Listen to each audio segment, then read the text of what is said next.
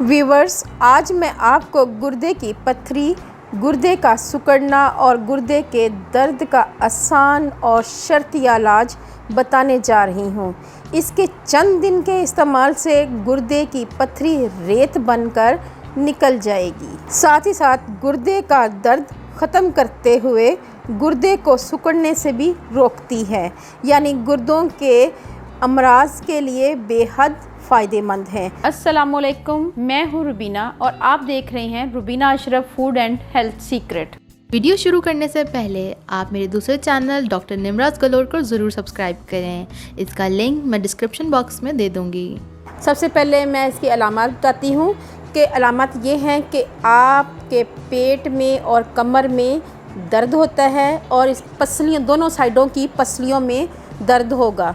पेशाब में खून आता है, जलन होती है पेशाब में, और इसके साथ साथ मरीज़ को उल्टियाँ भी आती हैं और बुखार भी हो सकता है और पेशाब का रंग भी गदला होता है।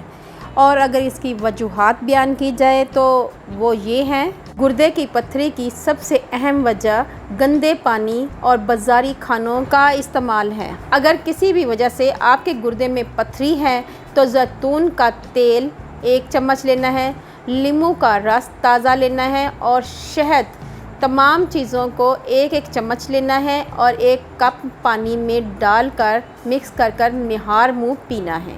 सिर्फ 7 दिन के इस्तेमाल से गुर्दे की पथरी रेत बनकर निकल जाएगी। दूसरी रेमेडी ये है कि अगर खरबूजे का मौसम है तो आपने खरबूजे का इस्तेमाल बहुत ज़्यादा करना है और इसके साथ साथ आपने उनके छिलकों को 10 से 15 मिनट आपने छिलकों को बॉईल करना है खरबूजे के। उसके बाद आपने इसे छान कर पी लेना है और इसके साथ साथ आपने पानी का कसरत से इस्तेमाल करना है। दिन में 8 से 12 गिलास आपने लाजमी पीने हैं। अगर आप कसरत से पानी नहीं पिएंगे तो आपकी बॉडी डिहाइड्रेट हो जाएगी, जिसकी वजह से आपको किडनी का मसला हो सकता है।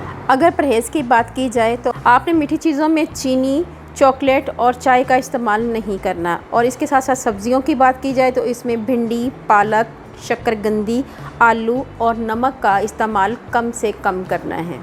अगर आपको मेरी ये वीडियो अच्छी लगे तो मेरे चैनल को जल्दी से कर लें सब्सक्राइब और बेल आइकॉन को ज़रूर प्रेस करें ताकि लेटेस्ट नोटिफिकेशन आप तक पहुंच सके। अल्लाह पाक आपको सेहत तंदुरुस्ती वाली ज़िंदगी दे, आप पे रहमतें और बरकतें नाज़िल करें। अपना और अपने प्यारों का ख्याल रखें, दुआओं में मुझे याद रखें। अल्लाह हाफिज़।